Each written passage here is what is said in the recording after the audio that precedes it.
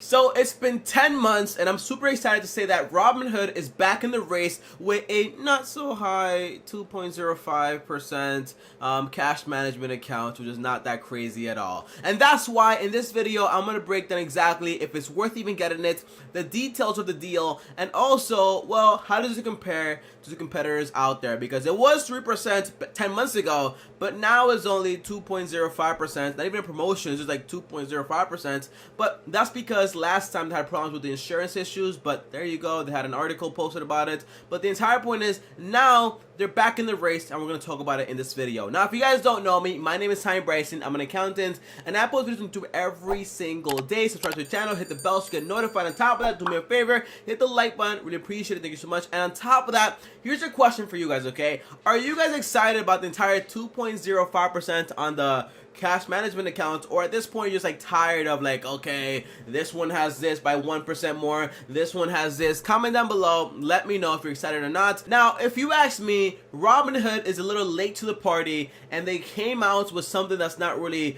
crazy or awesome. It's kind of like, okay, 2.05%. Well, I have Wealthfront that offers 2.07%, but I'm not going crazy about that either, okay? But the main thing is this: you're late to the party and you're just like, oh yeah, I'm here too, you know, on 2.05%, but there's nothing crazy about the entire thing. So I'm not excited like crazy. I'm not going, oh my gosh, no. It's kind of like I'm late to the race. At least I showed up though, right? That's what I'm getting from this entire like Robinhood new release vibes, okay? Now I want to jump straight into the video and talk about three things here. Well, the design and the details of the deal, then also the competitors, how it compares, and at the end, if it's worth it or if it's not worth it whatsoever, okay? Because again, so much things going on out there: 2.05, 2.07, 2.02, 2.0 this. Okay, is it worth it or is it not worth it, okay? Now, the first thing is this: well, what are the details and what's the design like? Now, I'll be honest with you, the design for this card is pretty awesome, okay? You guys probably saw it before, but it's basically a card that comes in 4 colors. You have green, you have white, you have black, and then you also have a USA flag color, which is pretty cool, I guess. But the entire design is pretty cool. It also works with Apple Pay, but again, it's not like the Apple card where the entire like, numbers are hidden. No, it's kind of like, you know, it's a standard card with a fancy slash. That's pretty cool if you ask me, but I wish it was like cardless where you can actually like, you know, just touch the ATM thing and it's like, you know, pops up, but it's not like that either. So there you go. Design pretty cool, but doesn't compare to like, you know, the other ones out there. Now, when it comes to the details, well, in reality, guys, the details are this. You know, we have a cash account here with 2.0, by the way, cash management account, cash account, you know, checking accounts. It's all the same thing, just different language, different jargon to make you get all pumped and buzz about the entire thing, okay? But the first thing is this: when it comes to the details, guys, you have a 2.05 APY on a cash accounts. Is pretty decent, but it fluctuates based on the Fed rate. So if the Fed rates, something happens, well, it might go down, it might go up. It all fluctuates. It all dependent on the market. That's why they can't guarantee anything. That's how it works, okay? And then we also have the FDIC insurance, because the entire Robinhood account is actually backed up by 5 different major banks out there. I'm gonna put the list right here, but we have Goldman Sachs, Wells Fargo, and a few other ones out there. But the main point is this: whenever you deposit money into the Robinhood app, well, they deposit it into those banks in order, and once you get $250,000, well, they deposit it somewhere else, because again, the FDIC insurance in this account is actually 1.25 million, which is a lot of money. A lot of money. But if you have a lot of money, then it's great for you, because, well, now you're FDIC insured, which is awesome. Unless you have money in those accounts also, and then it kind of gets tricky. So always think about that when it comes to making sure your money is insured. On top of that, we have fees, guys. Fees. We have no fees when it comes to this account, except a few fees that they don't cover because they don't want to be that nice, I guess. So for example, we have no opening fees. Again, I've never heard about you getting charged for like opening accounts. Never heard about it. Then you also have a no maintenance fee, kind of like a standard. By the way, all the fees and all this stuff is kind of like the new standard for companies these days, okay? So we have also no inactivity fees. We also have no foreign transaction fee, although if MasterCard does charge you a fee, or the merchant charges you a fee, well, Robinhood doesn't charge you a fee, but you still get charged a fee, and Robinhood does not cover it. Just so you guys know that, okay? On top of that, we also have no in-network ATM fees. And they're also talking about basically 70,000 ATMs. So if you use those ATMs, well, you get charged no fees. Now the catch is this: if you use an ATM outside of that network, well, you will be charged some fees, and that's my main thing here. Why don't you cover it? Okay, what's the big deal with that? Just like do ATM reimbursements, people are doing it all over the place now, so why don't you guys do it? I don't know, but they're not doing it at all. You get 75,000 ATMs to choose from, but if you are in a foreign place, then you get charged an ATM fee. Or if you are in a local place and you don't have an ATM that's in the network, well, you will be charged an ATM fee. And when it comes to cash accounts with no with no retailers, like, you know, basically like no physical locations, I would expect free ATM reimbursements, because it's kind of like an inconvenience for the customer. So that's my entire opinion on that. So now that we covered the design and then also the features and basically the details of the entire card, I actually want to go into, well, Tommy, what about the competition and how does it rank compared to the competition out there? Now, the first thing is this: do not listen to the hype of the marketing. Hey, we're 21 times higher than Chase or BOA or Wells Fargo. Well, the truth is that is not your competition. It's not brick and mortar banks. It's actually online banks like Ally Bank, Discover, SoFi, Vero, Acorn. All those online banks, that's your competition. Not the brick and mortar banks.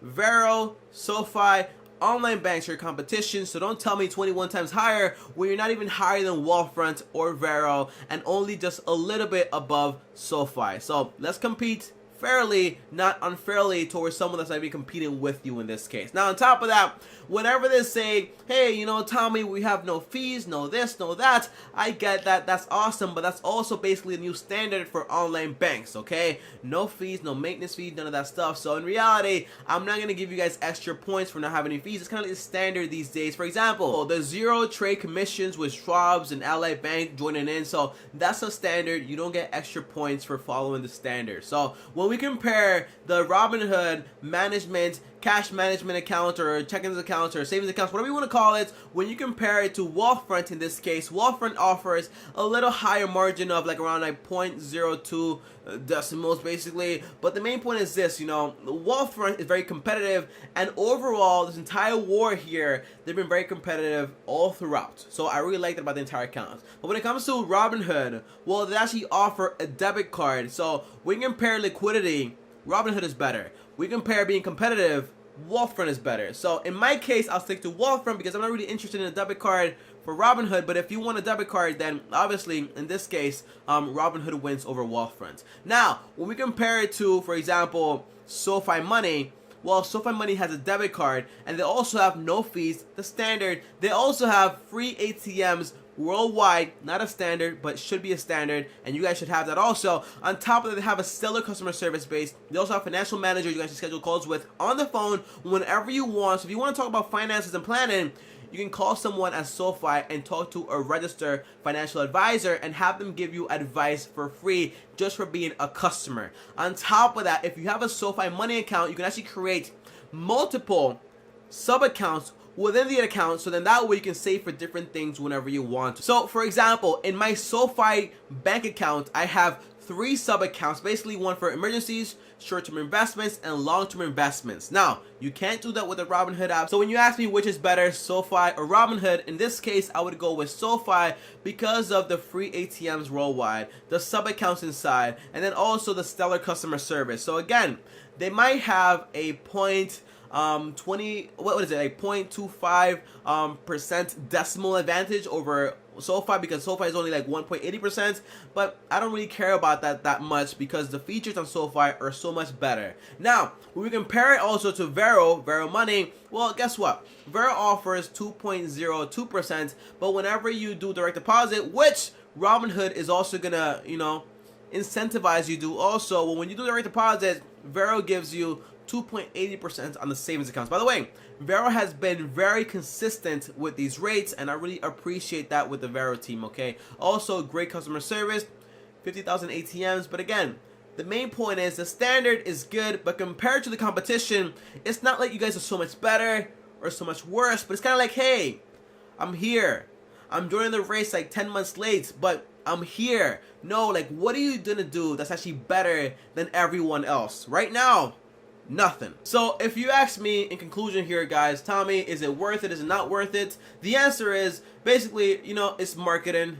It's tactics, it's a company, and they're not leading anything. They're just like following along the trend. So if it's worth it for you, it depends if you're a Robinhood customer, if you use it vividly. I don't use Robinhood that often, only for experiments and for videos. So in reality, it's not worth it for me. I'd rather stick to Wealthfront and SoFi. That's my main package here. But if you want to do Robinhood, it's not bad. It's not great either. But I would expect if you take 10 months off, right, you would come back with a great product that's going to blow everything out the water. But they didn't do that. By the way, Robinhood has 6 million different users inside of the entire space, so why not create a debit card where, hey, you know, we have no fees whatsoever. We also have free ATM reimbursements, we have great customer service, we have all these other features. But the main point is this: why not offer your customers a great product? Because again, you guys had 10 months to sit back and absorb the entire game, so why do it like this? You know, why not offer free ATM reimbursements worldwide, no fees whatsoever, anywhere, and you reimburse anything else? And on top of that, why not tell people, hey, you know, for a 10-month delay, we're gonna offer you 2.50% or 3%. But then after that, we're gonna go with the Fed rate and be very competitive. That's awesome, you know. But right now, you guys aren't leading the pack. You're just like following the pack. So in conclusion, do I recommend it? If you have Robinhood, it's more like a convenience thing. If you want to have like everything in one place, it sounds good to me. But if you just want to have like the best, it's not the best thing for me, I guess, because the math and the competition said so. So there you go. And guys, as always, if you enjoyed this video, hit the like button. Thank you so much. Really appreciate it. On top of that, subscribe to the channel, hit the bell so you get notified. And if you want to talk to me one-on-one, uno, just DM me on Instagram and tell me Bryson. And before I go, if you want to watch more videos, like for example, why did I actually pick SoFi, click this video right here. And if you want to subscribe to the channel right now, click my face right here. And I'll see you guys tomorrow. Thanks for watching and peace. Robinhood, you're not leading, you're following. Kind of disappointed.